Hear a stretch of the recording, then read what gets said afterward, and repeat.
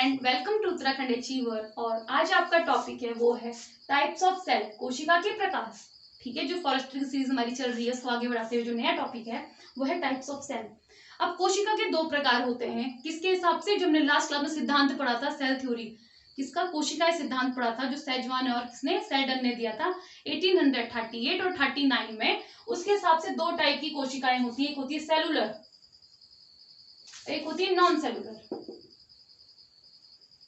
अब non cellular याद होगा आपको, बताया गया है वायरस।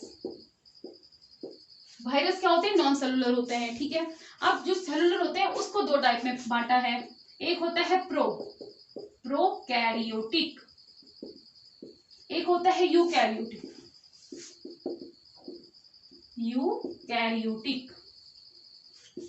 दूसरा आ गया प्रोकैरियोटिक। अब प्रो मतलब क्या होता है? प्रो मतलब होता है प्रिमिटिव। ठीक है, प्रिमिटिव मतलब पुराना। अब पुराना से तो कुछ समझ नहीं आ रहा है, पुराना क्या? पुरानी चीज क्या होती है? जो क्या नहीं होगी? वेल डेवलप्ड नहीं होगी, इसका विकास ढंग से नहीं होगा, अविकसित, नॉट वेल डिफाइंड।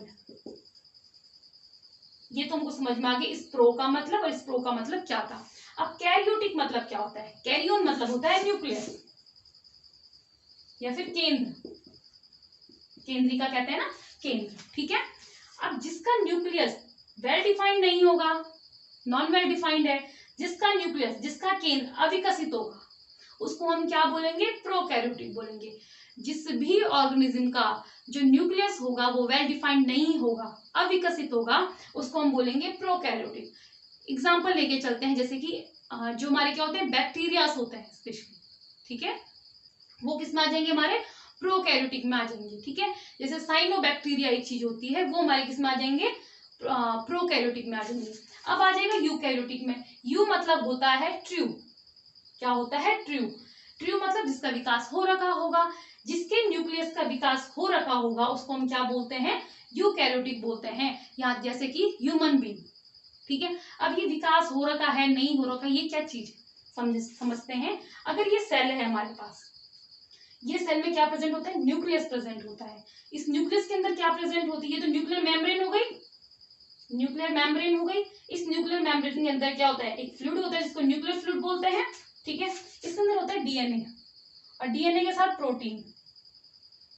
ठीक है, इस न्यूक्लियस में क्या होता है? 90% होता है प्रोटीन, 10% होता है डीएनए। अब ये किसका होता है? जो यूकैरियोटिक होते हैं उनका होता है। अब इसमें क्या होता है? ये वॉल हटा दूं मैं और ये प्रोटीन हटा दूं, तो ये क्या बन जाएगा? आपका यूकैरियोट बन जाएगा, प्रोकैरियोट बन जाएगा। ठीक है, इसका मतलब जो वेल डिफाइंड, मतलब हम क्या नहीं कह रहे थे, ये भी पूरा ढंग से डेवलप्ड नहीं हुआ है। ठीक है, इसमें जो मेम्ब्रेन बनना बाकी है, प्रोटीन बनना बाकी है। ठीक है, तो जिस भी ऑर्गेनिज्म में क्या नहीं होगा? मेम्ब्रेन नहीं होगी, न्यूक्लियर मेम्ब्रेन नहीं होगी, प्रोटीन प्रेजेंट नहीं होगा। न्यूक्लियस किससे मिलकर बना होता है? इन दोनों से मिलकर बना हुआ होता है, वो तो है ही नहीं, तो मतलब यहाँ पे न्यूक्लियस क्या है आपके पास? अब्सेंट है। ठीक है, न्यूक्लियर वॉल भी अब्सेंट है। ठीक है, तो इसलिए हमने इसको क्या बोल दिया है? प्रोकैरियोटिक बोला, जिसका वेल डिफाइंड न्यूक्लियस नहीं होगा। ये चीज तो इसके डेफिनेशन के हिसाब से समझने वाली थी। अब एक और चीज होती है, अगर बाय द वे मैं बोलती हूँ, यह माइटोकॉन्ड्रिया, अल्टमैन ने ढूंढा था इसको। ठीक है, नेक्स्ट क्लास में हम सारी की सारी देखेंगे किसने किस चीज की डिस्कवरी की हुई है। ठीक है, अब देखो इस पे क्या होती है? वॉल होती है। क्या होती है? वॉल प्रेजेंट होती है। अगर वॉल प्रेजेंट होगी, ठीक है, तो ये क्या हो जाएगा? यूकैरियोटिक। अगर इसमें ये वॉल प्रेजेंट नहीं होगी तो ये क्या हो जाएगा? प्रोकैरियोटिक। मतलब जो ऑर्गेनेलीज प्रेजेंट होती हैं सेल के अंदर, कोशिका के अंदर जो क्या होंगी? जो ऑर्गेनेलीज होंगी, उनमें अगर मेम्ब्रेन नहीं होगी तो वो क्या हो जाएंगे? प्रोकैरियोटिक। तो यहाँ से हमको दूसरी बात पता चली है कि ये क्या होते हैं? इन पे मेम्ब्रेन नहीं होती। ठीक है, अब दूसरी बात, एक और चीज होती है राइबोसोम। राइबोसोम्स क्या चीज होती है? राइबोसोम होती है जो क्या बनाती है? बॉडी में प्रोटीन बनाती है। ठीक है, अब प्रोटीन बनाती है। अभी दो प्रकार की होती है, एक होता है 70S, एक होता है 80S। तो जो छोटी छोटी चीजें, मतलब जो प्रोकैरियोटिक होंगे उनमें 70S वाला राइबोसोम प्रेजेंट होगा। जो बड़े ऑर्गेनिज्म होंगे, जैसे यूकैरियोटिक में अगर ह्यूमन बीइंग आ रहा है तो उसमें क्या प्रेजेंट होगा? 80S वाला प्रेजेंट होगा। अब ये तो ठीक है, ये तो नॉर्मल सी बात है, 9th 10th में सबने पढ़ा हुआ है, पर मुद्दा कहाँ पे आएगा? एस। ये एस क्या चीज है? पेपर के पॉइंट ऑफ व्यू बहुत ज्यादा इंपॉर्टेंट है। ये एस क्या है? ये है सेडिमेंटेशन कोफिशिएंट। क्या है ये? Sedimentation coefficient, sedimentation coefficient. ठीक है, अब सेडिमेंटेशन कोफिशिएंट क्या होता है इसको समझते हैं नॉर्मल सी भाषा में, कि जो हमारे पास क्या होता है, अगर मैंने पानी में कोई चीज डाली है वो नीचे लग जाती है, मतलब कोई भारी चीज डालोगे तो जल्दी नीचे लग जाएगी, रेत डालो तो जल्दी नीचे लग जाएगी। ठीक है, तो वैसी ही चीज में इन दोनों को अगर मैं पानी में डालूंगी, जो जल्दी नीचे बैठ गया, ठीक है, तो वो भारी है, तो बड़े लोगों का काम आएगा, वो है 80s। जो थोड़ा देर में पहुंचेगा वो जाएगा 70s। ठीक है, सेडिमेंटेशन मतलब होता है क्या है? सेडिमेंट मतलब जो हमारे पास छोटी छोटी चीज है उसको नीचे लगना। ठीक है, तो जो जल्दी लग जाएगा वो हो जाएगा 80s, और जो देर में लगेगा वो हो जाएगा 70s, मतलब वो छोटा है। तो जो छोटा है वो कहाँ यूज होगा? प्रोकैरियोटिक में। जो बड़ा है वो कहाँ होगा? यूकैरियोटिक में। ये तो एक डिफरेंस था। अब दूसरा डिफरेंस सोचो कि क्या होगा। दूसरा वाला आपने पढ़ा हुआ है, जब आपने डाइजेशन पढ़, रेस्पिरेशन, श्वसन की प्रक्रिया पढ़ रहे थे, क्या होता है श्वसन की प्रक्रिया में? जो छोटे हो, स्पेशली जो प्रोकैरियोटिक होती हैं, वो कहाँ होता है? साइटोप्लाज्म में। जो द्रव्य होता है कोशिका द्रव्य में, इसका श्वसन की प्रक्रिया होती है, जबकि इसकी श्वसन की प्रक्रिया कहाँ होती है? माइटोकॉन्ड्रिया में होती है। ठीक है, ये याद रखना। यहाँ कहाँ होती है? कोशिकाएं द्रव्य मतलब साइटोप्लाज्म में होती है, और यहाँ कहाँ होता है? माइटोकॉन्ड्रिया में होता है। अब यहाँ से एक और बात याद रखना, जो माइटोकॉन्ड्रिया में होता है वहां पे क्या चलती है? क्रेब्स साइकिल चलती है, और उस क्रेब्स साइकिल में कितनी एटीपी बनती है? 38 एटीपी बनती है। ठीक है, ये था प्रोकैरियोट। यूकैरियोट का एक और जो डिफरेंस है वो है, इसमें जो क्रोमोसोम प्रेजेंट होते हैं वो सिर्फ एक क्रोमोसोम प्रेजेंट होता है, और जो यूकैरियोट हुआ, इसमें जो यूकैरियोट होगा उसमें क्या होंगे? एक से ज्यादा होंगे।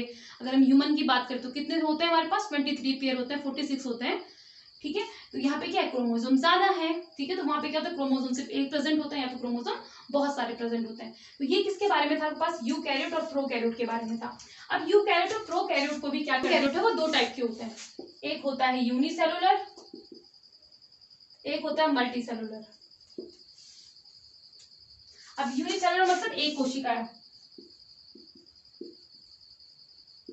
मल्टीसेलुलर मतलब बहु कोशिका है। ठीक है, अब देखो यूनिसेलुलर मतलब जिसमें सिर्फ एक ही सेल होगी, पूरी जिंदगी उसकी एक सेल पर अटकी हुई होगी, जैसे एमीबा।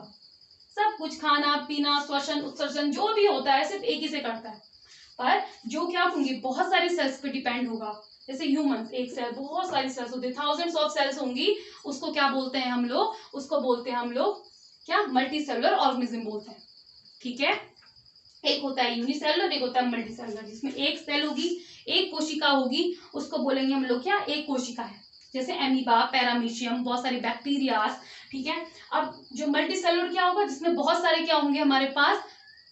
सेल्स प्रेजेंट होंगी, और हर एक सेल अपने काम में स्पेसिफिक काम करती होगी। ठीक है, उसको क्या बोलते हैं हम लोग? बहु कोशिकाएं बोलते हैं, जिसमें बहुत सारी कोशिकाएं होंगी। ठीक है, तो ये था आपके पास आज का लेसन। ठीक है, तो जो नेक्स्ट क्लास में होगा उसमें हम पढ़ेंगे स्ट्रक्चर, स्पेशली स्ट्रक्चर, और उन स्ट्रक्चर्स को डिफाइन किसने किया है, मतलब डिस्कवर किसने किया है, किसने बताया कि ये काम ये करता है, ये काम ये करता है।